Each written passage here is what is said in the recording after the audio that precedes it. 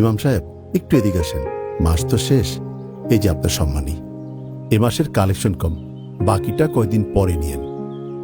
হুজুর, আম্মু আপনার জন্য দুপুরের খাবার পাঠিয়েছে।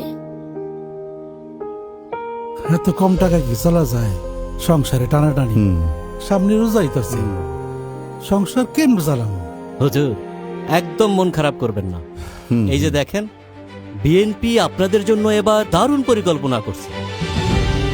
খতিব, ইমাম ও মুয়াজ্জিন সাহেবগণকে মাসিক সম্মানী প্রদান করা হবে। ধর্মীয় উৎসবে দেওয়া হবে বিশেষ ভাতা। দক্ষতা উন্নয়নমূলক প্রশিক্ষণের মাধ্যমে তৈরি হবে কর্মসংস্থান।